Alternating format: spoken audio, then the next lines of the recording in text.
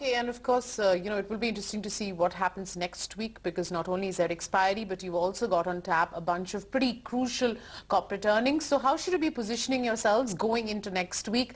Let's ask two experts who are joining in on the show. We've got Ritu Arora. She's the Chief Investment Officer of Canara HSBC OBC Life Insurance, and Medici Firma's Vice President Ravi Kataria is here with us as well. Both of you, thanks so much for taking time out for us. Ritu, let me begin by talking about a point that Ajay was making, that we were for a good part of the last week managing to outperform the rest of the world, but after that good rally, suddenly we've seen a bit of a fall. What's tripped us up, you think?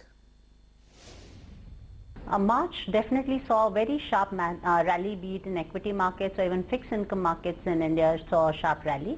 April and May have just been phases of consolidation. April has just been 1%, May is plus minus within 1%. There are two ways to look at this. One, the fact that despite having multiple peaks and corrections over the last 18 months, this time we are not seeing a sharp correction. At the same time, the market still needs much more in terms of fundamental improvement, corporate earnings improvement, to garner the strength to scale newer heights from here.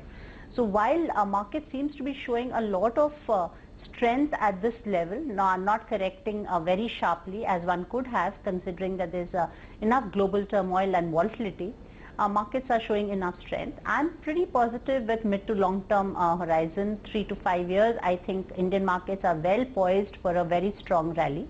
The economic fundamentals have fallen in place and are progressively falling in place as we can see, and there are quite a few green shoots to count, be in terms of the numbers improvement we see on current account, the resilience of our currency that we have witnessed, improvement in some corporate results, specifically consumption sector that we see.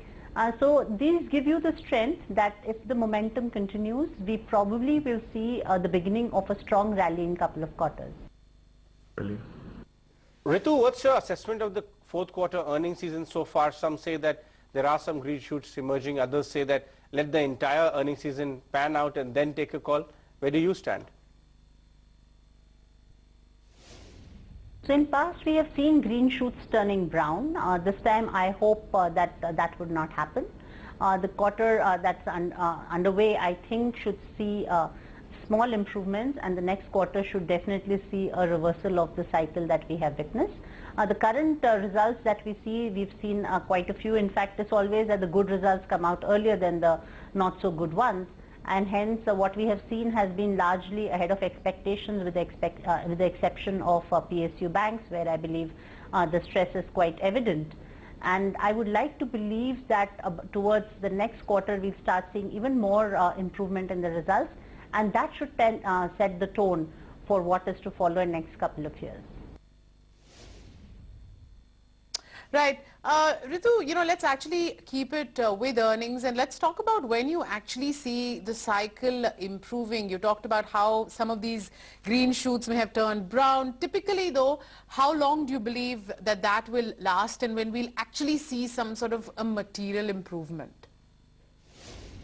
I'm quite bullish. I think India is well poised when we compare ourselves with what's happening around us, be it in Asia, emerging markets or global markets. Our fundamentals are in place. We have very strong demographics.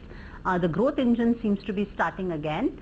If indeed it does start, then I believe we are in for a very good earnings growth and a good return to be delivered by both equity and fixed income markets over the next 3 years. All right, Ravi, we'll leave it at that. In fact, Ritu, both of you, thanks so much for taking time out for us. Thank you. Thank you.